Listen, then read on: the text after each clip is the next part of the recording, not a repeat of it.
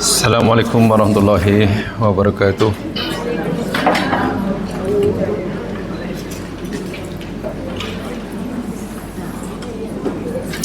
Alhamdulillahirabbil alamin. Wal aqibatu lil muttaqin.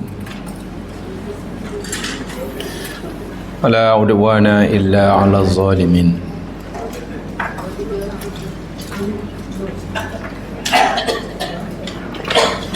Salatu wassalamu ala asyrafil anbiya wal mursalin Nabiyina Rasulina Muhammad al-mab'uth rahmatan lil alamin wa ala alihi wa ashabihi wa atba'ihi wa man ihtada bihadyihi wastanna bisunnatihi wa salaka ala tariqihi ila yaumiddin. Raditu billahi wa rabba bil islami dina wa bi Muhammadin nabiyya wa rasulah.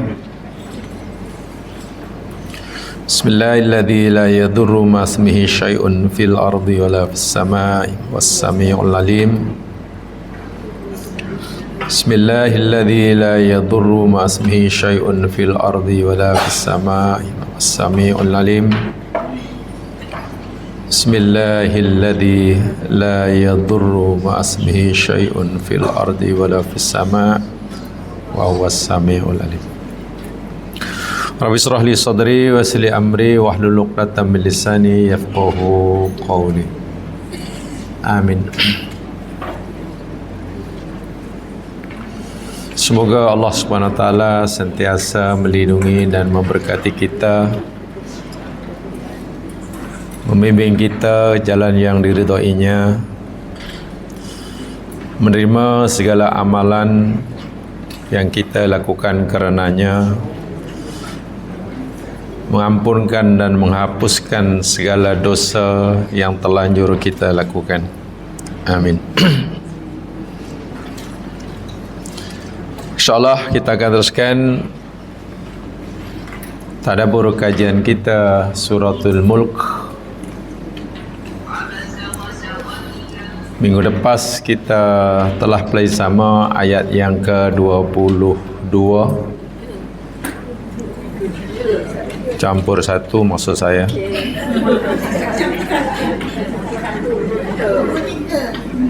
Ya, 22 campur satu.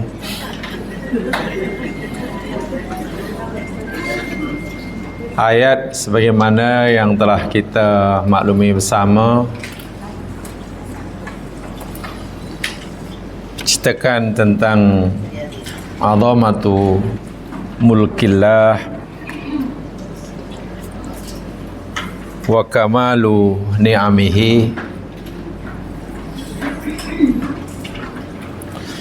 keagungan kebesaran kuasa Allah,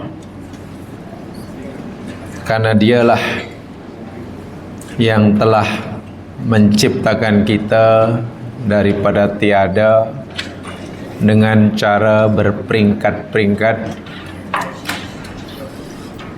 mulai daripada beberapa bahan yang tersimpan dalam perut bumi, yang urkan Al-Quran mempunyai banyak istilah, disebut turab, disebut tin, sulalah min tin, ma'un mahin, sulalah min ma'in mahin, manin yumna. Dan kemudian Allah dengan kuasanya mencipta kita berperingkat-peringkat, berproses dalam jangka masa yang ialah tetapkan, bermula daripada campuran antara maniun yumna, spermatozoa lelaki dan ovum perempuan yang disebut nutfah, nutfah diubah oleh Allah menjadi alaqah, alaqah menjadi mudghah. Selepas mudghah Allah ciptakan tulang-tulangnya. Setelah tercipta tulang dibalut, dibungkus dengan daging dan seterusnya lah, hinggalah lahir menjadi manusia yang sempurna. Itu tanda kuasa Allah Subhanahu wa taala. Sekaligus menunjukkan kesempurnaan nikmatnya. Karena lagi sekali, tanpa rahmat Allah, kehendak Allah, kita yang asalnya turab tidak akan menjadi apa-apa kecuali tetap jadi turab. Tanpa kasih sayangnya, kita hanya jadi kotoran. Kalau bukan Allah yang menghendaki, maniyun dipertemukan dengan ovum perempuan dan seterusnya, kita jadi kotoran. Jadi Allah suruh kita mengingati asal usul penciptaan kita, supaya kita ini tidak angkuh, tidak meninggikan diri, tidak selalu mendongak ke atas. Ya, bahasa brokennya tidak jalan mengengkang. Itu ajalah. Yalah, kalau tahu asal usulnya, tak adalah orang jalan mengengkang. Tak tahu apa makna jalan mengengkang. Dan bukan hanya Allah dengan kuasanya menciptakan fizikal kita daripada bahan-bahan yang Allah tetapkan, diproses dengan cara dan tahapan tertentu, tapi Allah juga ciptakan jiwa kita dengan sangat sempurna, dilengkapi dengan pelbagai software yang canggih. Software dia namanya Sam'un, namanya Basarun, namanya Afidah. Oh, itu software yang luar biasa jemaah sekalian. Kalau hari ini ramai manusia terpegun dan takjub dengan terciptanya AI. Apa itu AI? Artificial Intelligence. Itu tak seberapa. Macam mana ni rupa macam kita, boleh cakap pula, tanya menjawab pula. Minta kopi bagi kopi, kopi O bagi O. AI kan menakjubkan. Kalau kita takjub pada AI, kenapa tidak takjub kepada otak orang yang menciptakannya? Kalau kita takjub pada otak saintis yang menciptakannya, kenapa tidak kagum kepada yang mencipta otak? Allahu Akbar. Kagumlah kepada yang mencipta otak tu. Ini dikagumi hanya peringkat AI lah. Allahu Akbar. Inilah peralatan software yang paling canggih. Pertama yang disebut oleh Allah, Sam'un. Apa lagi? Absarun dan Afidah. Itu softwarenya. Hardwarenya, yakni mulai pada hujung rambut hingga hujung kuku kaki. Itu hardware dia. Bahannya Allah sebutkan bla bla bla, tanah lah, liat lah, itulah. Allahu Akbar. Lalu digabungkan menjadi satu, sehingga kita menjadi makhluk yang paling sempurna, diberi amanah yang tidak ringan. Dua amanah, dua portfolio yang Allah berikan pada kita. Satu portfolio menjadi hambanya, tugas kehambaan. Yang kedua, portfolio sebagai khalifahnya, tugas kekhilafan. So tugas kita ni ada dua. Setiap kita ni memegang dua portfolio.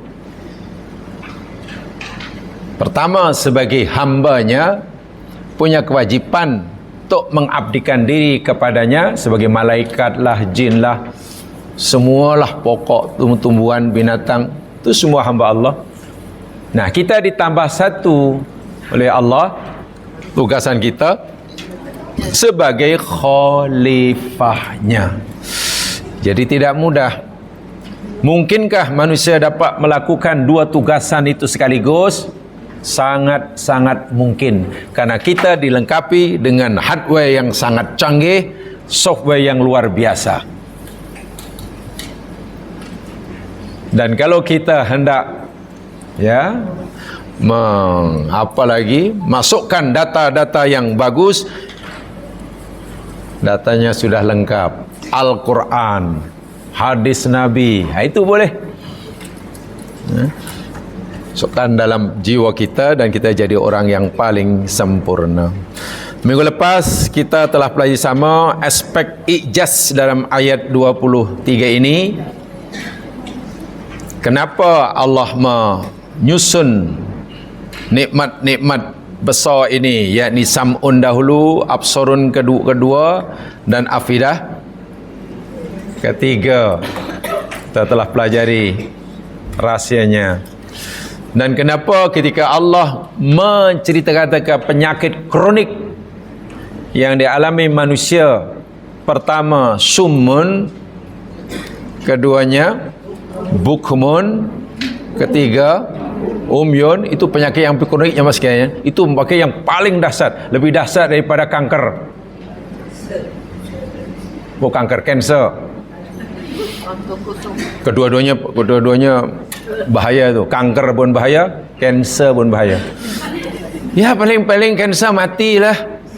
Jantung berlubang paling-paling mati.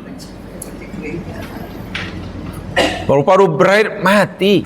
Tapi kalau summun, umyun, bukmun, kalau orang tu mati pun nanti di akhirat dibangkit dalam keadaan sengsara, neraka tempatnya.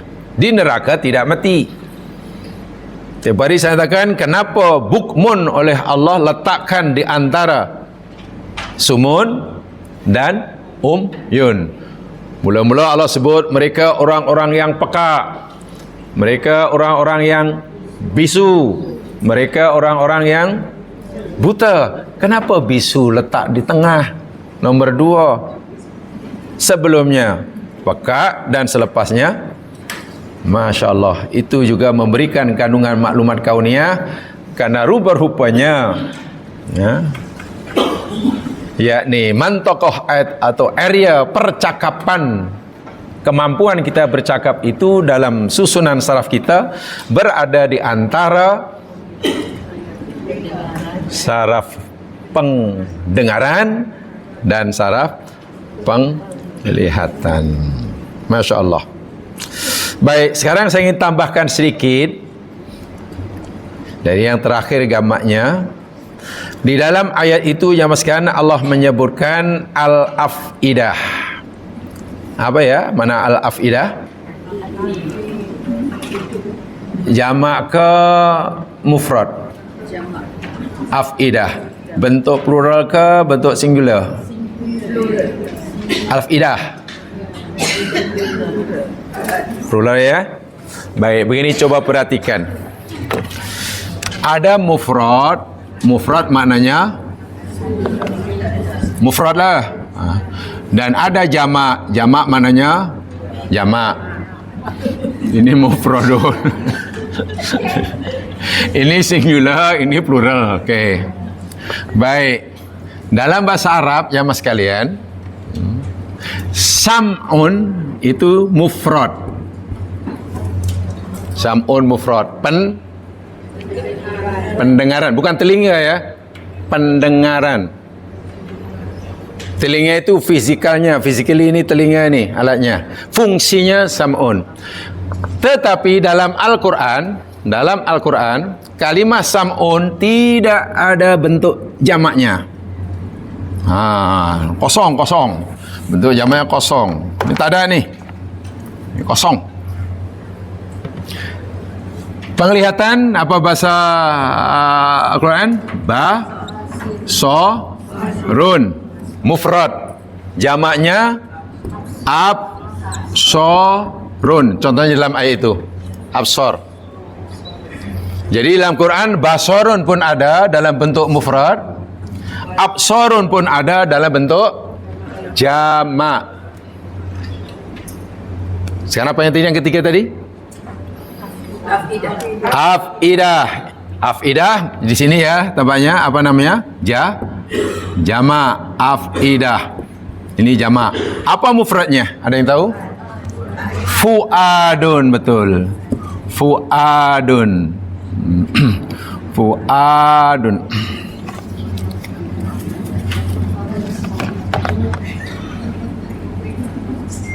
Fuad. Dalam Quran, fuadun dalam bentuk mufrad pun ada.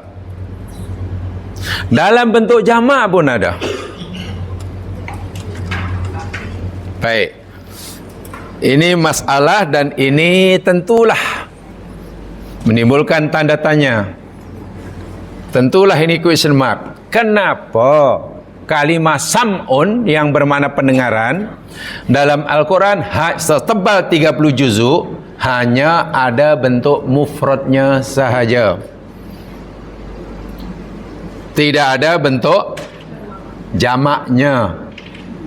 Sementara basorun, penglihatan, dalam bentuk mufrad pun ada, dalam bentuk jamak pun ada. Demikian juga fuadun, fuad pun ada mufrad, al-afidah pun ada. Yakin tu ya? Atau jemaah perlu tahu ayatnya supaya lebih yakin? Kalau diberitahu tu mungkin sudah yakin, tapi kalau tahu ayatnya yakin. Jadi pada yakin jadi jemaah pilih mana? Yakin atau yakin? Nak yakin? Baguslah. Tak, kalau belum melihat ayatnya sudah yakin. Tadi saya jelaskan begitu. Supaya yakin jadi yakin, kena tengok ayatnya. Baik, satukan ayat. Contohnya basorun. Basorun itu apa tadi? Bentuk mufrad. Ya, mufrad. Di dalam Al-Quran banyak sekali ya mas sekalian. Contohnya dalam surah Al-Isra. Banyak, An-Nahl ada, Isra ada, An-Najmi ada, Qamar ada. Bahkan dalam surah Al-Mulk ayat yang ketiga, tak apalah, tak payah jauh-jauh nak cari surah yang lain, bingung tanya nomor berapa pula. Surah Al-Mulk aja lah yang tengah kita pelajari ini. Ayat yang ketiga yang telah lepas tu. Ni cari nanti surah Al-Qiyamah, tanya lagi surah nombor berapa ya, juzuk berapa apa ni. Al-Mulk ajalah. Ayat yang ketiga, alladzi khalaqa sab'a samawatin tibaqa ma tara fi khalqir rahmani min tafawud farji'il basara. Betul? Farji'il basara hal tara min futur. Al-basar di situ dalam bentuk mufrad. Sementara penglihatan dalam ayat 23 yang sedang kita pelajari dalam bentuk ayat 23 bentuk jamak. Apa bunyinya? Al-absar. Tengok tadi basar mufrad, ayat 3 ayat 23 al-absar.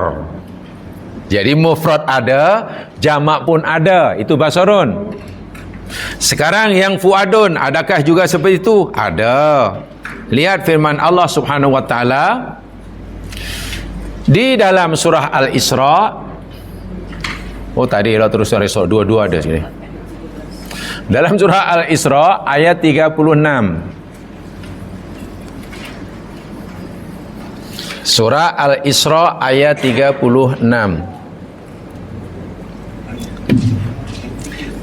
Nah, ini saya ingin sampaikan jemaah sekalian keajaiban Al-Quran, mukjizat Al-Quran.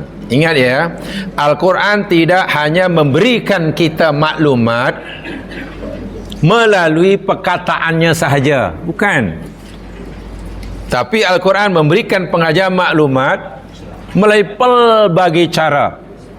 Kadang-kadang dalam memberi maklumat tentang kenapa ada yang jamak, kenapa ada yang mufrad. Ada yang mufrad saja atau jamak saja. Kenapa yang didahulukan, yang ini itu pun maklumat yang sangat penting yang Quran nak beritahukan kita. Sehingga bila kita perhati betul-betul, insya-Allah kita akan mendapatkan tambahan ilmu yang banyak. Baik, di dalam surah Al-Isra ayat 36 Allah berfirman, a'udzubillahi minasyaitonir rajim, wala taqfu ma laisa laka bihi ilm. Janganlah kamu mengikuti apa-apa yang kamu tak ada ilmu pengetahuan. Kalau kita tak ada ilmu, tak kena jangan ikut. Kenapa ikut? Kamu tahu apa? Tak tahu. Kenapa ikut? Ikut je lah. Itu namanya apa ya? Ikuti perbuatan tanpa dasar ilmu. Yang penting ikut je lah. Itu namanya membabi buta atau memekak badak. Jangan, pastikan bila kita nak beramal berdasarkan ilmu. Begitulah maksudnya. Pastikan bila kita beramal berdasar ilmu. Dan bila kita berilmu, pastikan kita amalkan. Tak ada pilihan lain. Ada ilmu, amalkan. Kalau nak beramal, hendaklah berdasarkan ilmu. Tak ada pilihan. Kenapa Allah suruh kita begitu?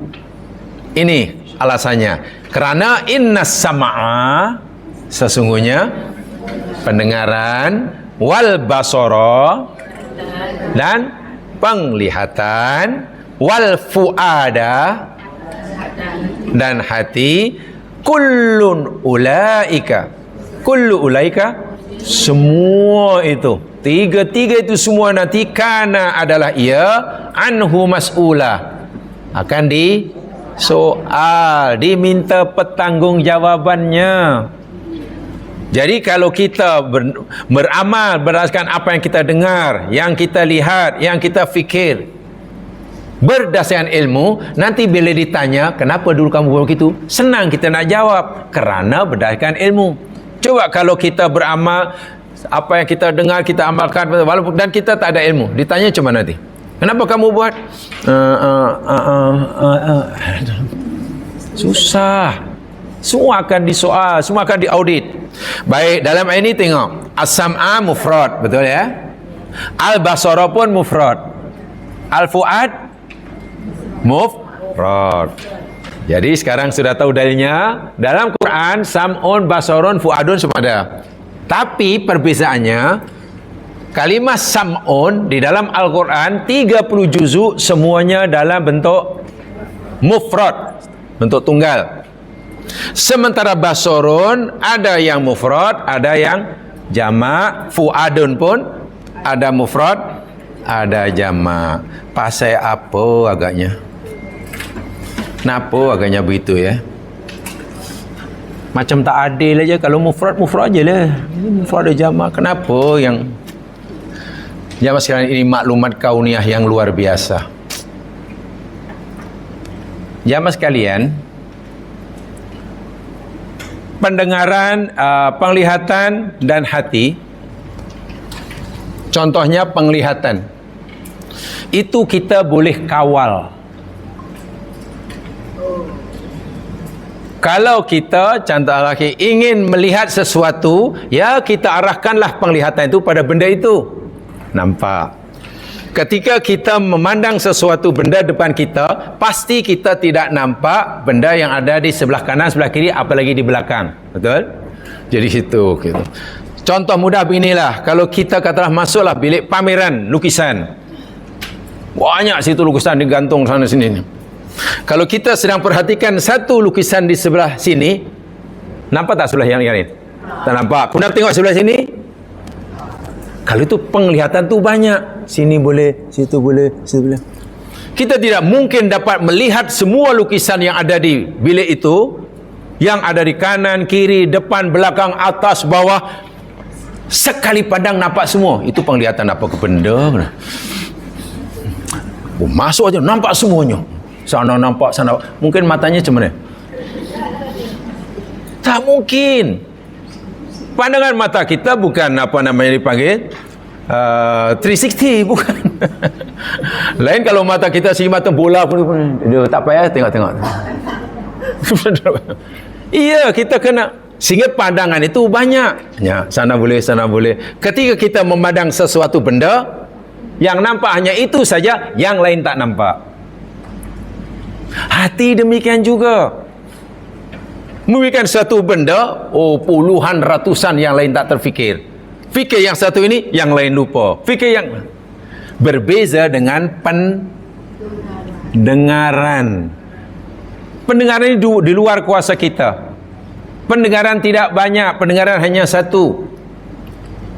Katalah di bilik ini, jangan bilik inilah, bilik yang lain lah. Apa, balai raya lah. Ini di bilik balai raya. Wah, tu ada 4 sudut. Ada corner sana, sini, sini, sini. Dan setiap sudut dimainkan lagu. Sebelah sana nasyid. Oh, nasyid. Sebelah sana apa namanya? Keroncong. Keroncong, lagu keroncong. Biar orang ngantuk. Mudah ngantuk. Di sana rock. Rock. Di sini dangdut. Dangdut. Di tengah mungkin ya gamelan umpamanya.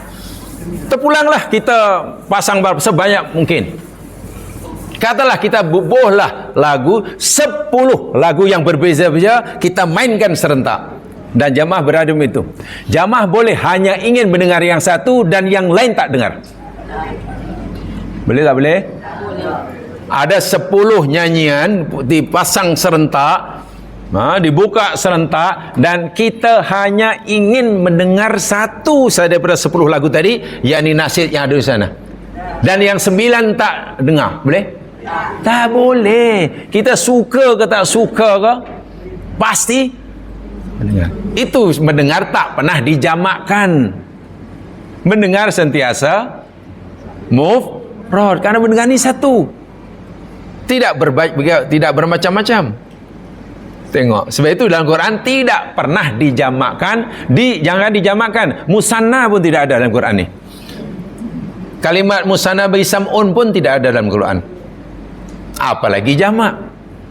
Karena kita tidak mungkin memisah-misahkan, memilih-milih. Tak apalah, saya nak dengar yang itu saja. Yang 9 saya tak nak dengar. Dan saya tak mungkin, pasti dengar juga walaupun dia tak mau dengar. Lain kalau kita melihat dari 100 lukisan, saya nak tengok yang satu aja, sila 99 tak nampak. Faham? Inilah pendengaran. Jadi satu yang sangat ajaib sekali, yang apa namanya berbeza dengan kedua yang lainnya. Beza dengan basarun, berbeza dengan apa tadi? Fuadun. Baik, sekarang tambahannya, dan ini lebih penting daripada itu, yang itu tadi untuk mengetahui ijaz. Jamaah sekalian, al-afidah jamak daripada fuadun, terjemahan Melayunya apa tadi ya? Hati. Bukan jantung ya. Tapi hati, mana ini bukan hati fizikal ya, tapi hati, bukan hati hissiyah, tapi maknawiyah. Lalu kenapa di sana ada, baik, yang ini apa ini? Sadrun. As-sadru, apa? Sadrun. Sadrun fi sudurihim, fi sudurin nas. Lah katanya tadi bicara maknawi, pasal apa jadi dada pula? Dada ayam berapa? Kan ceritanya maknawi. Yang jadi dada tu pasal apa? Nanti kalau sadru dengan dada, nanti sam'un maknanya telinga. Salah lagi. Ini bukan tajuk benda yang fizikal, yang boleh sakit, boleh dicubit, boleh dikerat, kan? So, sadrun apa? Mana fizik? Maknawinya hati, betul? Ada qalbun, al-qalbu. Apa makna qalbun? Apa? Hati juga. Ada al-fuadu tadi, fuadu. Apa? Hati. Ada al-lubbu, apa? Jamannya albab. Albab. Ulul albab. Hati. Jamaah tengok terjemahan, keempat kalimat ni maknanya sama. Sodrun hati, kolbun hati, fuadun hati, lubun hati. Dan keempat ini ada jamaknya dalam Quran. Sodrun jamaknya sudur, kolbun qulub, fuadun tadi itu afidah, lubun albab. Lubun jamaknya albab. Albab itu jamak daripada lubun. Kalau albab mufrad maknanya pintu. Pintu babun. Kalau makrifat albabu. Albabu. Baik, apa bezanya ni? Saya katakan, kalau kita tengok terjemahan mungkin tak tahu kita apa bezanya. Hati, ini hati. Kalaulah keempat kalimat ini merujuk kepada maksud yang sama, kenapa Allah gunakan kalimat yang berbeza? Faham maksud saya? Atau saya ubah yang mudah lah. Di dalam Al-Quran ini selalu saya katakan kaidah memahami Al-Quran. Di dalam Al-Quran tidak ada kalimat yang berbeza. Ini berbeza atau sama nih? Tidak ada dalam Al-Quran kalimat yang berbeza, melainkan maksud yang dikehendakinya pun berbeza. Itu tolong tanamkan betul dalam memahami Al-Quran. Ini bermakna maksud sodrun dengan kolbun, dengan fuadun, dengan lubun mesti kita yakin mesti berbeza. Adapun kita dah tahu perbezaannya atau belum, itu lain cerita. Pertama, yakinkan diri kita, saya yakin mesti berbeza maknanya. Habis apa bezanya? Saya belum tahu. Tak tahu tak apa, boleh tanya. Jangan sama lah, hati lah, semua hati lah. Oh, bukan begitu memahami Al-Quran. Baik, sekarang saya berikan perbezaannya. Salah satunya ya jamaah sekalian. Saya tidak menyampaikan daripada definisi dia. Kalau dalam begini ya. Ini sudah ajalah.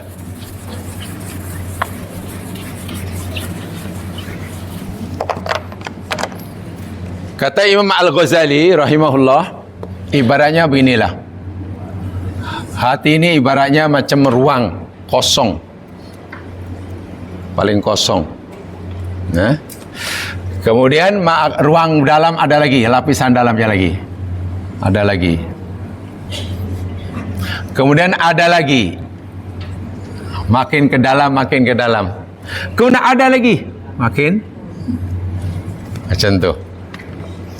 Lapisan yang paling luar sekali namanya sodrun. Ini paling luar ni. Tapi tak nampaklah kalau doktor operate belah dada kita pun tak jumpa ini. Ini maknawi. Yang paling luar sekali namanya sodrun. Dalam sikit, bawah sodrun lebih dalam lagi, namanya qalbun. Qalbun. Dalam lagi, lebih dalam lagi dari qalbun, namanya fuadun. Ini susunannya. Dan yang paling dalam sekali, inti dia, ibarat bumi itu apa tuh? Kalau planet bumi yang paling dalam sekali apa namanya? Tempat magma yang lega, yang ribuan darjah Celsius itulah. Jadi situlah. Namanya lubun. Jadi lubun itu maknanya lapisan hati. Kalau hati, kata Imam Ghazali, hati itu dia ni dibayangkan berlapis-lapis, ruang kosong. Paling luaran namanya sodrun, dalam sikit namanya qalbun, dalam lagi namanya, dan paling dalam yang betul-betul dalam itu jangankan iblis, jangan setan, iblis pun tak mampu ke sana. Namanya lubun. Syaitan, iblis dan DKK, syaitan, iblis, DKK dan kawan-kawan. DKK itu dan kawan-kawan. Ya, contohnya ya itulah ke apa namanya, Pontianak ke Kuntilanak ke apa ke sebagainya. Itu sebenarnya hanya mampu jamaah sekalian menggoda manusia hanya melalui nih sadrun, lapisan paling luar. Sebab itu Quran kata alladzi yuwaswisu, mesti di sini. Tak ada alladzi yuwaswisu fi qulubin nas, alladzi yuwaswisu fi afidatin nas. Lagi tak mungkin. Pasti di sini, di luar aja. Paling luaran, bisik sana. Dan kalaulah dinding pertama Sodron telah berjaya ditembusi oleh iblis, ya senanglah, dah ada laluan masuk lebih dalam lagi. Tapi yang pasti iblis tidak mungkin sampai ke sini. Tapi jangan dibayangkan berlapis-lapis macam ni agaknya luar tu pakai apa ya, konkret apa, jangan. Ini untuk memudahkan pemahaman saja. Jadi begini jamaah sekalian, yang qalbun di sini as-sadrun ini yakni maqamul iman. Baik. Ini terus kepada apa? Fungsi. Sadrun apa tadi? Sadrun kan? Saya ingat tadi. Mula-mula sadrun ya. Jadi maqamu nuril Islam. Iman pula. Nuri Islam. Yang kedua al-qalbu. Terjemahannya sadrun hati, qalbun hati. Nanti saya jelaskan ya. Nanti saya jelaskan. Maqamu nuril iman. Yang ketiga apa dia? Nomor 3 al-fuadu. Kan 1, 2, nomor 3 makin dalam, makin dalam. Makin ke bawah, makin dalam, makin ke bawah. Ini yakni maqamul ma'rifat. Maqamul ma'rifah. Sementara yang keempat, yang paling dalam sekali, inti dia, namanya apa tadi yang intinya? Lubbu. Lubbun. Lubbun itu yakni maqamu, ini tadi belum ada nur ya. Maqami nuril ma'rifah. Maqamu nuril ma'rifah. Dan ini maqamu nurit tauhid. Baik, apa maksudnya? Ini perbezaan dari segi fungsi dan peranannya. Untuk memudahkan memahami, tadi saya gambarkan begini. Ibarat hati manusia itu satu ruangan kosong, boleh dimasukkan sesuatu ke dalamnya, juga boleh dikeluarkan sesuatu daripadanya. Siapa ruang kosong? Boleh dimasukkan sesuatu dari luar ke dalamnya, dan boleh dikeluarkan sesuatu yang ada di dalam, bawa keluar. Tetapi berlapis-lapis. Berlapis-lapis. Lapisan paling luar, dan itu dianggap yang paling lemah lah. Kuat tapi paling lemah, namanya sadrun. Lapisan bawahnya lebih kuat lagi tapi belum yang terkuat, namanya qalbun. Bawah lagi fuadun dan daripada segi peranan, dari segi fungsi jamaah sekalian, as-sadru maqamu nuril Islam. Sadrun, hati yang Allah kata sadrun, itu yakni maqam, tempat.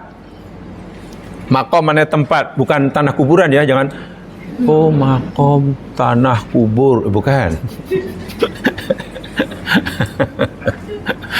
Tempat nurul Islam. Apa itu? Cahaya Islam. Ada orang kafir katakanlah, lalu kita sampaikan dakwah kepadanya, Islam itu begini, yang benar itu begini, yang benar itu. Tiba-tiba orang itu menerima, oh iya saya menerima Islam. Maknanya nur pancaran Islam itu telah masuk dalam hatinya, tapi hanya baru sampai ke sadrunnya. Dia mungkin solat, iya, suruh solat, suruh zakat, suruh puasa. Kan Islam itu kata Rasulullah SAW ketika ditanya oleh Jibril, wahai Muhammad, mal Islam, apa Islam? Oh Islam itu engkau baca syahadah lah, kau dirikan solat, kau zakat, kau puasa, engkau pergi haji. Jadi kalau orang hanya telah menerima cahaya Islam dan telah melakukan apa yang Islam suruh, nah, itu tempatnya di sadrun. Agak-agak kuat atau belum? Kalau nur itu baru sampai pada sadrun. Pertama saya ingin tunjukkan dalilnya lah jamaah sekalian supaya nanti lebih bertanggung jawab ya. Ini semua ada dalilnya nih. Walaupun saya yakin jangan sudah yakin supaya jadi yakin. Sudah yakin tapi supaya jadi yakin. Lihat surah Al-An'am ayat 125. Ya, ini kajian ya, jadi perlahan-lahan saja supaya dapat difahami. Jangan sampai salah faham dan jangan sampai punya faham yang salah. Kedua-duanya tak boleh. Al-An'am 125. A'udzu billahi minasy syaithanir rajim. Faman yuridillahu ayyahdiyahu yashrah sadrahu lil Islam. Maka siapa saja yang Allah kehendaki, Allah nak bagi dia hidayah. Apa tandanya? Apa tanda bahawa orang itu akan diberikan hidayah oleh Allah? Tandanya yakni yasrah sadrahu lil Islam. Apa artinya? Apa makna yasrah? Allah lapangkan. Apa yang Allah lapangkan? Ada lagi. Ini bukan cerita fizikal, ini bukan cerita hardware, ini cerita software. Ya, hatinya. Tapi hati baru sadrun, paling luar. Faham? Itu jangan lagi sebut dada ya. Dada. Dan ini cerita software bukan hardware. Cerita maknawiyah. Jadi rupanya ini asalnya orang kafir ni. Orang kafir, orang yang belum menerima Islam, masih menolak Nabi Muhammad SAW. Selepas dakwah disampaikan, dijelaskan hingga Z gini, lalu mereka, oh ya saya menerima. Ketika ia bersedia untuk menerima, Allah lapangkan sadrunnya lil Islam. Bermakna sadrun itu yakni maqamu nuril Islam. Adakah orang macam itu maknanya sudah ada masuk iman? Belum tentu. Saya tunjukkan, belum tentu. Karena iman bukan hanya masuk ke sadrun, tapi iman masuk ke dalam qalb. Jadi lebih dalam atau macam mana? Lebih dalam kan? Kalau orang itu ingin tidak sebagai orang beriman, masuknya nurul iman mesti sampai ke qalbun. Tak boleh hanya di sadrun. Kalau sadrun itu maknanya nurul Islam. Nurul Islam. Kenapa begitu? Supaya kita boleh memahaminya. Lihat yang kedua. Al-qalbu yakni maqamu nuril iman. Qalbun yang maknanya hati juga itulah. Itu adalah tempat cahaya iman. Bila orang itu beriman, nurnya itu boleh menembusi hingga peringkat qalbun. Bukan hanya pada sad. Lihat firman Allah dalam surah Al-Hujurat ayat 14. Al-Hujurat ayat 14. Tolong ikuti betul-betul ya. Saya tidak mau salah faham atau punya faham yang salah. Al-Hujurat, surah bilik-bilik atau banyak bilik. Surah yang ke-49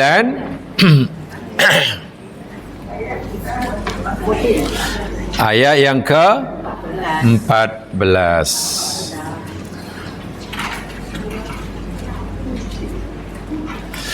Qalatil a'rabu.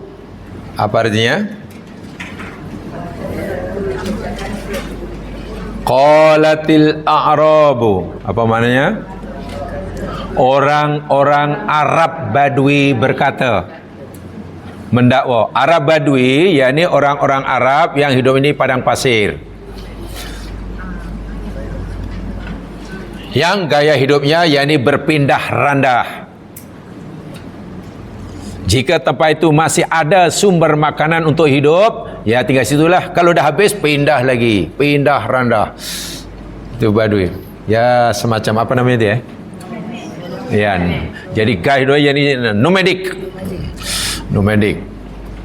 Dan mereka ini memang lambatlah mendapatkan dakwah daripada Rasul di Madinah sebab Nabi ini di bandar. Tapi akhirnya dakwah sampai pada mereka. Sehingga ramai daripada mereka Arab Badui ini yang memeluk agama Islam. Okey, memeluk agama Islam. Karena telah menerima agama Islam, bila mereka disuruh solat, solatlah. Bila disuruh zakat, zakatlah. Karena dah menerima agama Islam. Lalu Arabi yang telah menerima Islam ni, dia bangga dengan mengatakan qalatil a'rabu amanna, amanna. Apa dia? Orang Arab Badui telah berkata, telah mendakwa, kami dah beriman, kami mukmin, kami mukmin. Itu kata mereka. Tapi apa jawapan Allah? Qul, Muhammad, beritahu dia orang ni. Arab Badui yang mendakwa telah jadi orang mukmin ni, bagi tahu pada mereka, lam tu'minu. Apa tu? Kamu lam, jangan lupa lam terjemahan. Allahu Akbar. Dulu adalah, ada ma, ada lamma, ada lan, ada lam. Takkan lupa. Tak ingat tak apa, tapi jangan lupa. Kan huruf nafi itu ada la. Contoh kalau saya kata umpamanya la adhabu, maknanya saya tidak pergi. Sekarang tidak, besok pun tidak, minggu depan pun tidak. Itulah adhabu. Kalau ma adhabu, saya tidak pergi sekarang. Sekarang, tak payah ada al-an. Ma adhabu maknanya saya tidak pergi sekarang. Maknanya sama dengan la adhabu al-an. Ada makna sekarang kalau ma adhabu. Sekarang kalau umpamanya lamma adhab, saya lamma adhab, belum pergi. Lamma adhab, belum pergi. Sekarang lan adhaba, saya tidak sekali-kali, saya tidak akan pergi. Tinggal satu, lam adhab. Oh, pelik juga ya. Lupa pula. Saya kata apa namanya, tak ingat tak apa, tapi jangan lupa.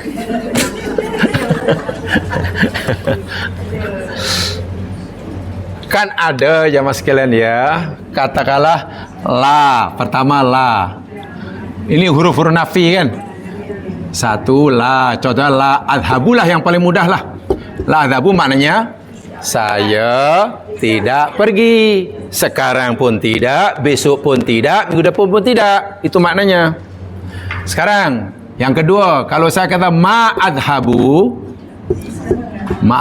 maknanya saya tidak pergi sekarang, esok tak tahu. Jadi dalam kalimah ma ini mengandungi makna sekarang. Sekarang yang ketiga, lamma adhabu. Lama adhab maknanya saya belum pergi.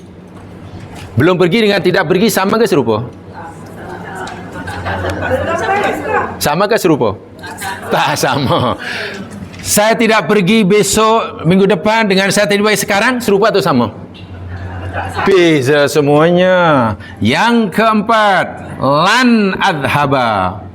Lan adhaba maknanya saya tidak sekali-kali, saya tidak akan pergi. Maknanya apa tu? Memang tak akan pergilah. Serupa tu sama dengan yang di atas? Lain. Tinggal satu ma, yakni lam adhab. Apa terjemahnya? Jangan sama yang atas sebelumnya. Pilih yang tiada ada. Nak kata tidak pergi tadi sudah ada. Bukan. Belum tak ada. Tak akan pergi, tak ada. Tinggal satu. Lam adhab. Selain yang empat, perkayakan bahasa anda. Wah. Yang keempat tu, yang kelima tu, yang masukkan lam adhab mana? Saya tidak pernah pergi. Maknanya itu sekarang atau masa depan atau minggu depan? Tak pernah. Lepaslah. Itu merupakan yang past tense dah. Macam mana awak dah pergi? Oh, saya tak pernah pergi tempat itu. Itu lam. Kan? Jadi kata umumnya lam afham. Maknanya apa? Lam afham. Saya tak pernah faham. Kalau la afhamu. La afhamu. Saya tak faham. Walam afham. Dan tak pernah faham. Walan afhamah. Dah tak akan faham. Itu tak tahulah apa macam tu. Saya tak faham dan tak pernah faham dan tak akan faham. Tak tahulah. Nah, ayat ini tengok. Muhammad beritahu kepada Arab Badui yang mendakwa beriman tu. Mereka terima agama kamu? Ya. Mereka dah buat apa yang kamu suruh? Ya. Tapi mereka fikir hanya dengan buat apa yang kau suruh, mereka fikir mereka dah jadi orang yang beriman. Kami beriman, kami beriman. Allah kata apa? Kul, katakan Muhammad, lam tu'minu. Lalu apa adanya? Lam tu'minu.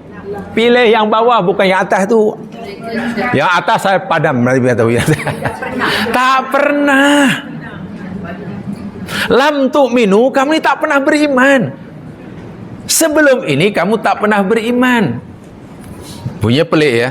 Dia sudah menerima Islam. Dia sudah solat ketika disuruh solat. Sudah beri zakat ketika disuruh zakat. Kenapa ketika mereka mendakwa telah beriman, Allah pula kata kamu tak pernah beriman? Bukan belum beriman, tak pernah. Kalau belum tu kira okey lah. Tak pernah. Wah, mereka sudah mungkin berbulan-bulan buat apa yang Islam suruh. Alasan Allah tengok, walakin, tetapi kalau kamu nak mendakwa pun janganlah kami telah beriman, Tetapi qulu, katakan oleh kamu, aslamna, aslamna. Kami telah Kalau itu berbeza atau sama antara kami telah Islam dengan kami telah iman? Kami seorang Muslim dengan kami mukmin, serupa ke sama? Bezalah. Mana lebih tinggi maqam dan tarafnya? Muslim atau mukmin? Mukmin. Orang Muslim belum tentu mukmin. Orang mukmin pasti dah Muslim. Orang mukmin walaupun dah Muslim belum tentu muhsin. Muhsin tu paling atas. Yani ihsan. Orang muhsin pasti ia mukmin, pasti ia mukmin. Jadi ya Arab Badui ini Allah belum iktiraf sebagai orang mukmin karena keimanan tak pernah masuk. Walamma yadkhulul, tengok. Walamma yadkhulul imanu fi qulubikum. Di sini lama, tadi lam. Apa mana lama? Lama. Alahai, belum dipadam. Kalau dipadam mungkin lagi hilang. Walamma, ya, sedangkan belum masuk keimanan dalam hati kamu. Artinya dalam hati kamu nih, hai Arab Badui, iman tak pernah masuk ke dalam hatimu hingga saat ini pun belum masuk. Faham di situ kalimat Arab ini Al-Quran nih. Iman tak pernah ada dalam hati kamu dan hingga saat ini belum masuk dalam hati kamu. Macam mana kamu kata beriman? Kamu hanya layak mengatakan kami telah Islam. Maknanya orang yang telah melakukan perintah Allah, solat, zakat belum tentu mukmin. Karena barangkali niatnya belum kerana Allah. Niatnya belum karena Allah. Orang yang melakukan perintah Allah tapi bukan karena Allah belum mukmin. Bagaimana di mana iman itu tempatnya kalau itu? Nur iman di mana tempatnya? Qulu. Dalam ayat itu kan Allah kata walamma yadkhulul iman fi qulubikum. Jadi qalbun itu adalah maqamu nuril iman. Sementara sadrun maqamu nuril. Kalau sekadar buat yang disuruh tapi niatnya belum kerana Allah, itu bukan mukmin, baru muslim. Jadi ajaran agama yang diterima baru berada di sadrun, yang bila-bila masa boleh tertanggal bila-bila masa. Kan hanya di luar, di kulit aja. Mudah kini rasa-rasa ada orang solatlah, rasa tak ada malas aku. Rasa-rasa di tengah ada orang kampung, nampaklah macam Siti Hajar. Maklum di kampung semuanya muslim. Bila sudah ada di tepian laut Caribbean, jadilah ikan duyung. Apa dia ingat itu mukmin? Karena melakukan perintah Allah belum karena Allah, masih tengok sikon. Jadi dia melakukan perintah Allah di kalara, dia ini masih mengambil kira sikon. Tahu sikon? Situation and condition. Lah ini bahasa situasi dan kondisi. Tengok macam mana situasi ini. Oh, ini situasinya nampaknya semua ini masyarakat Melayu, Muslim, hajah semua. Kalau itu aku pun mesti berpenampilan muslimah. Karena situasinya muslimah di kampungnya. Bila sudah berjemur di tepian laut Caribbean, jadi ikan duyung. Inilah mana boleh orang macam ini mengaku kami beriman. Dia hanya layak mendakwa kami telah Islam. Maknanya baru sampai di sadrun, yang bila-bila macam tetanggal itulah. Di rumah melekat, di luar tanggal, ada orang macam Abu Bakar As-Siddiq, di belakang orang tukar jadi Abu Jahal. Dan ini wal'iyadzubillah, mudah Islam tu tertanggal bila-bila masa. Karena baru di sadrun. Tapi kalau sudah masuk, ini makin kuat nih. Maknanya Islamnya tadi sudah punya akar, sudah punya dasar, sudah punya foundation yang agak kuat. Karena sudah sampai ke qalbun, dalam sikit. Itu setan sudah agak ya kena berusaha lebih lah untuk mengacau orang yang macam ni. Kalau yang pertama tu setan baru bisik pun dah luntur. Sebab itu orang kata yuwaswisu. Bahasa awam yuwaswisu, bisik aja. Tanggal itu orang. Belum berpeluh-peluh iblis menggoda orang yang baru sadrun itu. Baru dibisikkan pun sudah kalang bin kabut. Sudah kalang bin kabut. Baik, faham ya? Boleh faham ini ayat-ayat ini? Boleh ya? Mana kalau umpamanya nanti tiba-tiba ada pensarah, ada orang hadir, boleh jadi bidan terjun? Yalah, maksudnya kalau mungkin ustazah berhalangan hadir, jamaah boleh jadi bidan terjun? Boleh ya? Boleh. Ya Allah. Ya alhamdulillah, mana ada peningkatan, ada hasil lah. Itu yang seronok. Tak kira sikit pun jadilah. Tapi kena betul-betul melekat gitu lah.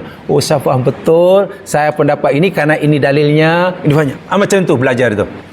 Tak boleh nanti belajar banyak kali, sekali di luar asyik depa kata, ustaz saya kata. Apa macam ini? Macam mana ni ustaz kata, depa kata, ai dengar di TV kata. Bahkan saya pernah lihat bagaimana Syekh Al-Imam Al-Alamah Muhammad Google berkata. Lah, gurunya Muhammad Google namanya. Baik, dalam sikit. Wah, ini lagi kita ibarat menyelam dalam lagi. Ibarat kita nak buat bangunan, dia punya foundation dia, tiang dia, kita masukkan lebih dalam lagi. Apa namanya? Fuadun. Tak payah diterjemahkan karena seperempat itu dalam bahasa Melayu terjemahnya hati. Fuad yakni maqamu nuril ma'rifah. Iman itu meyakini perkara yang gaib ya mas sekalian. Ya, iman yakin pada yang gaib. Kalau perkara itu nampak, kita tak perlu beriman karena benda nampak. Imani semua objeknya, yang ini perkara yang gaib. Makrifat, kita kenal betul kepada sesuatu yang kita beriman dengannya. Kenal betul. Makrifat mana kan kenal kan? Kenal, betul-betul kenal. Anda yakin bahawa di kampung ini ada wakil rakyat? Ya, ada. Yakin ada. Mana yakin adalah. Awak kenal dia? Yang itu saya tak tahulah. Tapi saya yakin. Ada wakil rakyat dia. Awak kenal dia? Ada makrifat? Tak tahulah, saya hanya kenal nama dia. Saya kenal nama dia, tapi dia tak tahu nama saya. Saya pernah tengok dia, tapi dia tak pernah tengok. Makrifat apa ke benda macam tu? Makrifat tu betul-betul kenal kepada yang kita percaya itu. Maknanya itu lebih kuat daripada sekadar beriman. Lebih kaya iman. Lihat makrifat bahawa itu letaknya bukan di sadrun. Kenal Allah sebenarnya berkenal. Bukan hanya di sadrun, bukan di qalbun, tapi berada di fuad. Lihat surah An-Najmi ayat 11. Surah An-Najmi, bintang, ayat 11. Rangkaian ayat-ayat yang menceritakan tentang peristiwa Mi'raj Rasulullah sallallahu alaihi wasallam. Ketika Nabi melakukan perjalanan Mi'raj yang sangat dahsyat itu, mengarungi 7 lapisan dimensi alam semesta, Nabi sampai ke destinasi yang dengan Allah, namanya Sidratul Muntaha. Di mana tempatnya? Walau alam. Jawapan gitu aja, tak payah diagak-agak. Sidratul Muntaha itu tempatnya, tak payah walau alam, sudah, itu paling betul itu. Dia agak-agak malah salah. Apa yang Nabi alami ketika di Sidratul Muntaha? Ayat yang ke-11. Apa bunyinya? Ma kadzabal fuadu ma ra'a. Apa artinya dia? Ma kadzaba, tidaklah berbohong, tidak berdusta, tidak bohong. Ya? Al-fuadu, al-fuad, fuad lah yang sedang kita pelajari ini. Hati kan, fuad hati, tapi peringkat yang ketiga tu lebih dalam. Ma apa yang ro'a, dia lihat. Allahu Akbar. Ayat ini kan daripada ayat sebelumnya itu panjang ceritanya ya, tapi aku katakan itu ketika Nabi sallallahu alaihi wasallam sangat hampir dengan Allah Subhanahu wa taala. Jibril pun dapat memperlihatkan dirinya yang sebenarnya. Nabi dapat melihat fizikal Jibril yang sebenar-benarnya. Mulai ibaratnya daripada hujung rambut, hujung kaki. Dan sangat dahsyat. Ruang antara bumi dan langit kita ini tidak cukup luas untuk Jibril menjelmakan dirinya dalam bentuk yang sempurna. Tak cukup luas, kurang luas, masih sempit. Sebab itu Nabi tak pernah melihat Jibril dalam bentuk yang asli di bumi. Tak pernah. Kalau jumpa Jibril pun, Jibril menjelma jadi manusia. Alasannya mudah. Ruang antara bumi kita dan langit pertama tidak cukup luas untuk Jibril menjelmakan dalam bentuk yang asli. Lalu sebesar apa itu Jibril? Jawab, wallahu a'lam. Itu ya betul tu, tak payah apa ya, agaknya sebesar apa? Sebesar Himalaya. Apa ke Himalaya pula? Barulah Nabi melihat Jibril dalam bentuk yang sempurna, itu yang dia berhujung rambut dan kaki, di Sidratul Muntaha. Bermakna Sidratul Muntaha itu alam yang super hyper luas. Tak tahu berapa puluh, berapa juta kali ganda keluasannya berbanding dunia dan isinya. Langit dan isinya. Karena di sana Jibril boleh menjelmakan itu, dan di sana itu bukan Jibril seorang, yang lain masih banyak lagi. Nah, ini luar biasa. Dan Nabi melihat betul bentuk Jibril itu yang asli ya. Di situ ada disebutkan tu. Ya. Kemudian dan macam-macam yang dilihat oleh Nabi. Ringkas kata, satu di antara peristiwa yang dialami oleh Nabi, fa'auha ila abdihi ma auha, dalam ayat 10, lalu Allah mewahyukan kepada hambanya, maksudnya Nabi SAW, apa yang Allah hendak wahyukan.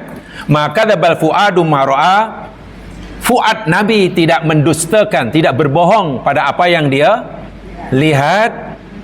Yang dia lihat. Wa fatumaruna ala ma yara, ada kamu semuanya meragui akan apa yang Nabi pernah lihat. Walaqad ra'ahu nazlatan ukhra, dan sungguh Nabi telah melihatnya. Ra'a lagi, ra'a.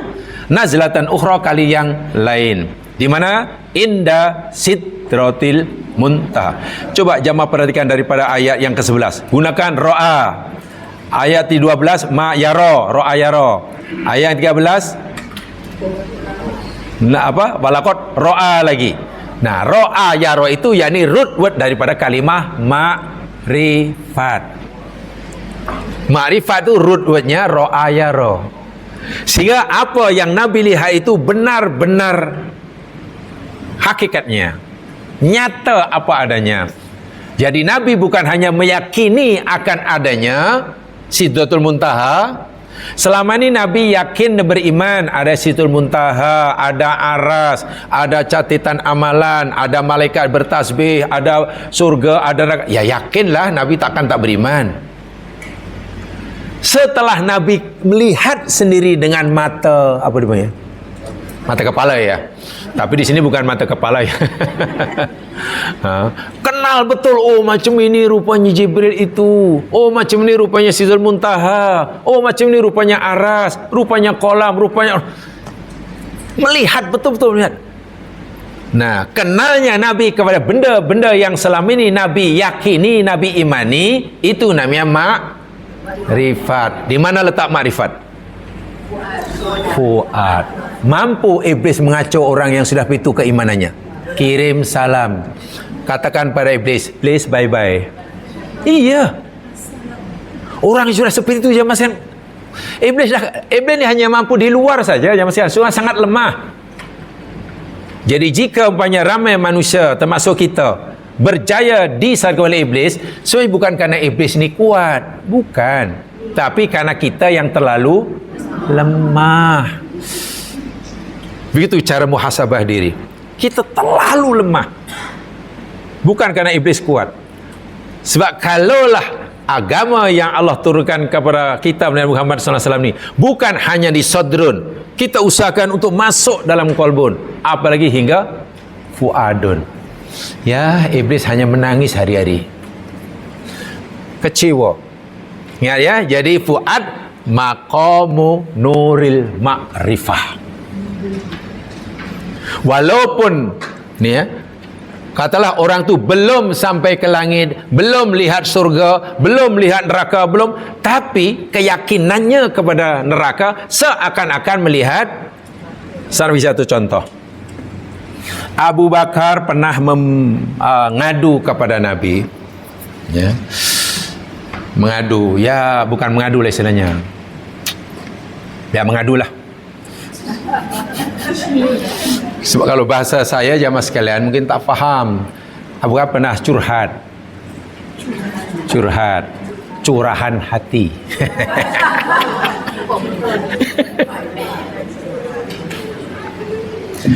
Ya kan kita, kenapa datang, saya nak curhat pada awak lah, soal saya ni ke macam mana. Itu ni orang curhat tu. Kita mengadu ya namanya, mengadu ya. Cuba kawan lalu mengungkapkan sekali isi hati masalah ya, meluahkan ya.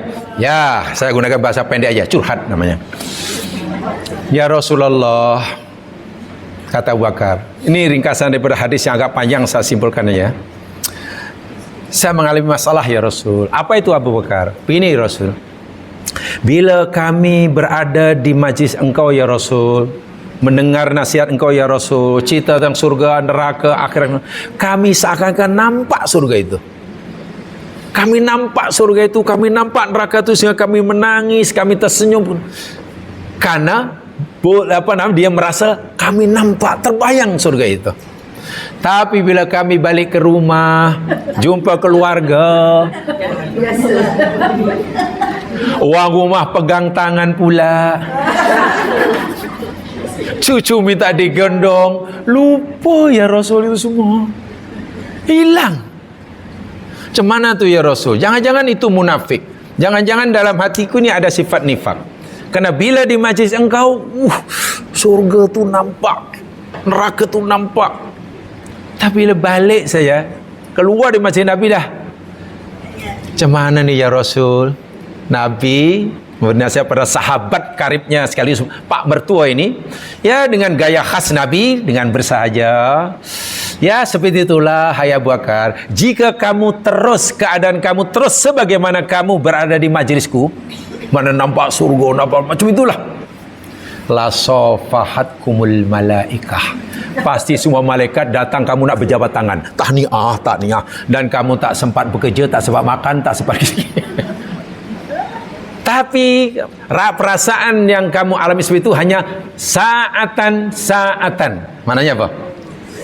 Ya sekejap, itu sudah cukup lah, sudah cukup. Dan Allah tak suruh kamu 24 jam, 7 hari dalam seminggu, 30 hari dalam sebulan, terus. Kalau macam tu kita, ya macam mana ya?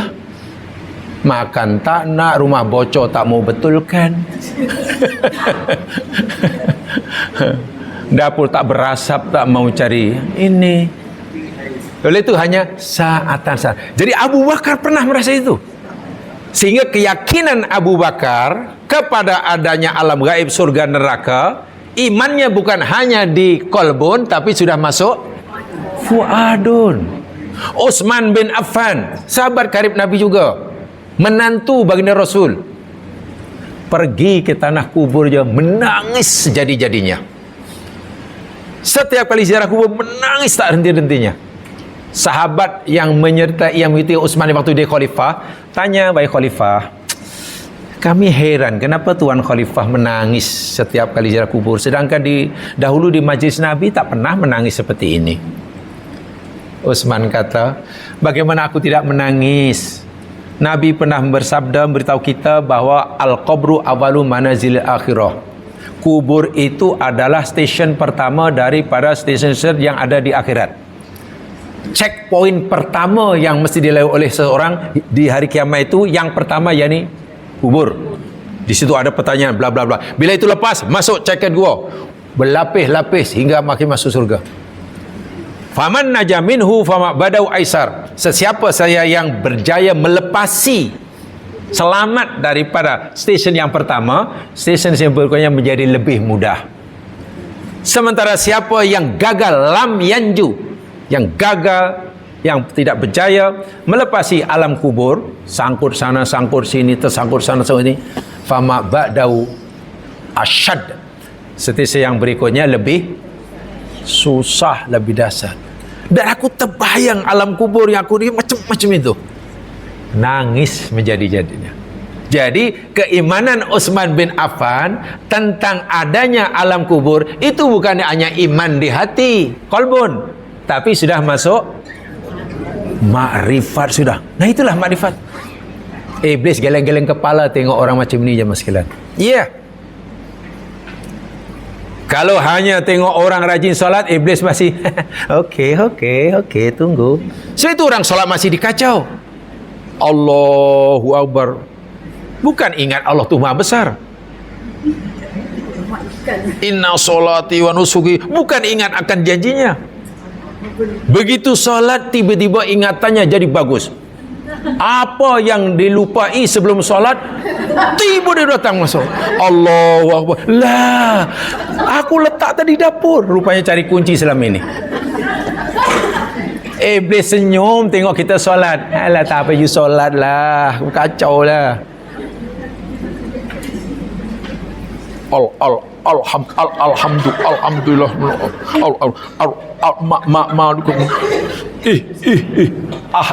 Nah ini suratul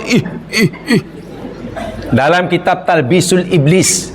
Ini nama kitab Talbisul Iblis tu, diberikan oleh Ibnu Jauzi. Ya, saya pernah menjelaskannya hatam tapi di bilik lain. Sudah agak lama itu. Sudah lama. Satu di antara gangguan iblis kepada orang sedang solat, satu di antaranya ya, gangguannya banyak. Satu di antaranya, bila orang tu solat, kita solat dan baca Fatihah ini, kita bukan menghayati maknanya, bukan kita dapat merasai yang kita sedang berdialog dengan Allah. Kan Fatihah itu dengan Allah kan? Tapi kita sibuk membetulkan makhraj. Bismillahirrahmanirrahim. Alhamdulillah. Kita belajar tajwid selepas solat. Dalam solat. Belajar tajwid itu sebelum solat. Bila masuk solat kita masih macam si. Nak sebut suratul takut, akhirnya terbayang mulut ustazah tajwid. Anda tidak menyembah Allah, Anda sudah menyembah tajwid. Dan iblis happy. Bagus. Itu iblis dah sudah kacau habis jemaah sekalian. Apa kita fikir iblis takut orang yang solat? Itu sebenarnya kalau hanya solat, buat yang disuruh, tapi belum sampai qalbun apalagi fuad, baru sodrun, iblis tak perlu berpeluh-peluh. Quran kata alladzi yuwaswisu fi, bahasa awamnya iblis hanya perlu lari dia orang itu. Ditiup sikit pun lenyap. Sebab itu kena ada usaha untuk meningkatkan. Tapi kalau sudah sampai qalbun, itu kuat sikit karena sudah ada akarnya. Ibarat tiang itu, ibarat foundation sudah kuat tu. Lebih kuat lagi kalau sudah peringkat makrifat karena ia berada di fuad. Dan kemuncak keimanan, pengabdian seorang hamba kepada Allah, bila keimanan, keyakinan pada Allah itu sudah menembusi lubun. Hati juga tak perlu terima hati ya. Kalau ini namanya lubun aja lah. Dan lubun itu maqamu nurit tauhid. Apa itu? Maqam itu tempat, nur itu cahaya. Tauhid. Jadi tempat cahaya tauhid. Tauhid ni apa ya? Keesaan Allah kan? Keesaan Allah. La ilaha illallah itulah. Sehingga kita memandang tidak ada yang Tuhan yang bereksama kecuali Allah. Tidak ada yang berkuasa selain Allah. Dan Allah tidak berkongsi kekuasaannya. Tidak ada yang boleh menimbulkan madarat dan atau menghilangkan madarat kecuali Allah. Tidak ada yang boleh memberikan rezeki selain Dia. Itu tauhid. Semuanya serba satu, semua ditujukan pada satu, tersimpul dalam kalimat iyyaka na'bud wa iyyaka nasta'in, tersimpul dalam satu ungkapan inna sholati wa nusuki wa mahyaya wa mamati. Kalau sudah seperti itu maknanya sudah tembus ke lub. Contoh mudah. Kalau Allah suruh kita kurban sembelih kambing, agaknya berat ke susah? Kambing. Dan kita ini penternak kambing. Senang kan? Senang. Beli kambing. Kalau sembelih ayam lagi senang. Sekarang, kalaulah perintah Allah itu kepada kita bukan mengorbankan seekor kambing, tapi sembelih anak sendiri satu-satunya. Nak buat tu susah ke susah? Tapi kena buat atau kena tinggal? Mesti buat kan? Ibrahim AS, ya Allah samina wa ta'na. Karena engkau yang suruh sembelih anak lah. Lagi pula ini anak pengorbanan kamu. Nabi Ibrahim bukan tidak sayang karena dan anak satu-satunya yang sudah puluhan tahun di nanti. Kenapa Ibrahim begitu? Ya karena iman Ibrahim, karena Ibrahim sudah sampai ke sini nih. Look, inna sholati wa nusuki wa mahyaya wa mamati lillah, itu betul-betul sudah berada di look, bukan hanya di bibir. Saya itu bagi Ibrahim, ya sudah Allah suruh sembelih. Ismail, anakku satu-satunya. Apa pendapatmu nak? Ni ayah disuruh oleh Allah, suruh untuk sembelih engkau lah nak. Dan Allah bagi tahu pun tidak melalui Jibril, hanya mimpi. Apa pendapatmu nak? Engkau setuju ke tak setuju kalau engkau ayah korbankan? Ayah lakukan saja. Ayah jangan. Anaknya rupanya Allah, Ismail yang baru kanak-kanak sudah begitu. Ya anak Ismail tak kata, ayah biar betul ya. Biar betul ya. Ini kerja apa ni? Nanti apa kata orang, apa kata umat ayah yang telah terlanjur menerima ajaran ayah, ternyata ayah sendiri menyembelih anaknya tanpa asbab. Hanya patuh pada mimpi, tak betul tak tidak. Kenapa Ismail tak kata begitu? Karena imannya bukan di sodrun.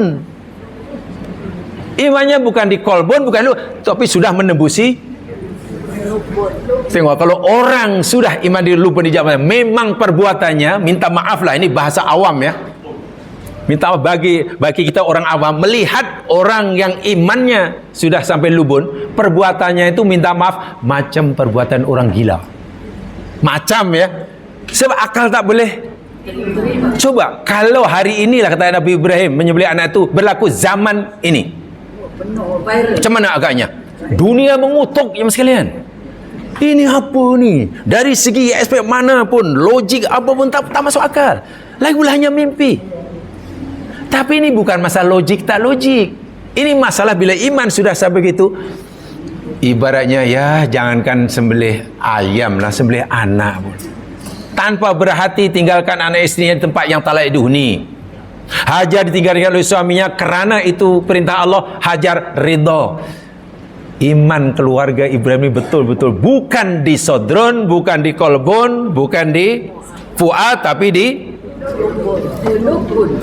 Sehingga lubun namanya tempat maqamu nurid. Lihat surah Ar-Ra'du ayat 19.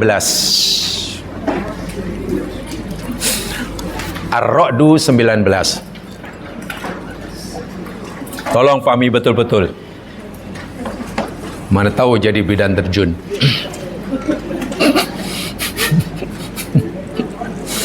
Ar-Ra'du 19. A'udzu billahi minasyaitonir rajim. Afaman ya'lamu annama unzila ilaika min rabbikal haqqu kaman huwa a'ma. Innama yadhakkaru ulul albab.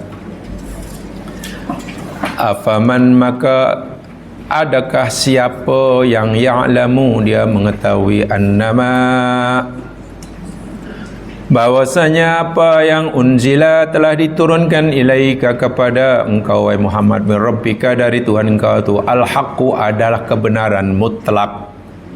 Al-haq mana kebenaran mutlak, karena ada alif lam. Hakun kebenaran, al-haqqu kebenaran mutlak satu-satunya. Paham ya? Dahulu pernah saya sampaikan ya, alif lam itu bukan membawa makna makrifat sahaja, bukan memberi makna berubah daripada indefinite dari definite noun, tapi bermakna satu-satunya. Maknanya al-haqqun kebenaran, tapi al-haqqu satu-satunya kebenaran, tiada duanya dan bersifat mutlak. Bukan hanya bersifat nisbi. Hari ini betul, esok belum tentu betul. Semalam tidak. Itu kebenaran yang ya nisbi. Ini mutlak. Jadi orang yang punya ilmu, dengan ilmunya itu dapat meyakini dengan pasti bahwa setiap apa yang Allah turunkan kepada Muhammad SAW itu adalah kebenaran mutlak. Berikan ilmu ya, kebenaran mutlak. Yakin, keyakinannya betul-betul berikan ilmu. Allah tanya, kaman huwa a'ma? Adakah orang macam itu sama dengan orang yang buta? Sama ke serupa? Lain kan? Orang yang yakin betul berdasarkan ilmu bahawa agama yang dibawa oleh Nabi itu satu kebenaran mutlak satu-satunya, tentu tak samalah dengan orang yang buta. Buta di mana? Buta tak tahu apa-apalah. Tapi siapa orang yang punya pengetahuan, ilmu, sehingga dengan ilmunya dapat meyakini apa yang Allah sampaikan itu semuanya benar belaka dan satu-satunya, innama yatadzakkaru ulul albab. Apa artinya? Hanya saja yatadzakkar, yang dapat mengambilnya sebagai peringatan, yang dapat menjadikannya sebagai tazkirah, hanyalah ulul albab. Seorang yang keimanannya meyakini keesaan Allah dalam segala, yakin tauhid esa dalam sifatnya, dalam apa zatnya, dalam perbuatannya, dalam segala-galanya lah, tak ada duanya. Tak ada duanya. Kalau kita sekarang boleh bergerak, itu pun karena Dia menggerakkan, bukan karena kita ada kekuasaan. Kalau sekarang saya boleh cakap, itu pun Allah yang mengizinkannya. Yakin sebetul sehingga patuhnya, Masya Allah, macam Ibrahim tadilah. Keyakinannya kepada keesaan Allah sudah sampai peringkat yang paling maksimum, disuruh sembelih anak satu-satunya pun samina wa ta'na. Hajar karena keimanannya sudah sampai ke lubun, ditinggal oleh suaminya, menjaga bayinya di tempat yang tak layak dihuni, kemudian asal tidak ada air, tak ada mata, ada, dia samina wa ta'na, idzan la yudayyi'una, kata Hajar. Ibrahim, kalaulah engkau lakukan ini kerana perintah Allah pada kamu, aku yakin Allah Tuhan kita tidak akan mensia-siakan kami. Walhamas itu air tak ada, macam mana dia boleh yakin yang Allah tidak akan mensia-siakan? Allah tidak mungkin membiarkan aku mati kehausan walaupun di sini tidak air, tidak ada, karena ini perintah Allah. Aku yakin Allah tidak membiarkan aku mati kelaparan walaupun di sini tidak ada makanan, tanah gersang, karena aku yakin Allah yang suruh. Itu keyakinan yang itu katanya, yang memang tak boleh, takkan luntur lah. Tapi kalau keyakinan itu baru di sebelumnya, apalagi di sodrun, ya, sebab itu orang yang baru sampai sodrun hakikatnya belum layak mendakwa dirinya mukmin, belum layak kata amanah. Allah kata hang bolehlah kata as macam Arab Badui tadi lah. Aslamna. Di sini kita perlu usaha lebih untuk meningkatkan kualiti iman kita. Sabda iman kita ni kita akan simpan terus menerus dalam sodrun, atau kita tingkatkan hingga ke kolbun, ke fuadun, dan masya Allah bila kita berjaya meletakkan di lubun sebelum kita dipanggil oleh Allah. Dan itu dah dah segala-galanya lah itu. Itu dah segalanya orang macam tu. Dan itu banyak contohnya dalam Al-Quran, dalam sirah Nabi, banyak sahabat-sahabat imannya sudah sampai lubun tu dah. Dan jaminannya Quran selalu sebut la khaufun alaihim walahum. Itulah satu di antara jaminan orang yang imannya sudah sampai di maqamul lub itu. Bebas daripada rasa takut, khawatir dan sedih dunia dan akhirat. Mudah-mudahan Allah Subhanahu Wa Taala mudahkan segala usaha kita, diridhai segala usaha kita, dan kita jadikan ini untuk bahan kita muhasabah diri kita masing-masing. Mustahab, ya. Kita masih dalam perjalanan, kita tentu masih berproses, tapi jangan berhenti untuk terus berproses lebih baik dan seterusnya. Wallahu alam, yang benar-benar Allah jua. Silap kelemahan di sini. Subhanakallahumma bihamdika asyhadu an la ilaha illa anta astaghfiruka wa atubu ilaik. A'udzu minasyaitonir rajim wal 'asri innal insana lafi khusr illa alladziina aamanu wa 'amilus shalihaati wa tawassaw bil haqq wa tawassaw. Assalamualaikum warahmatullahi wabarakatuh.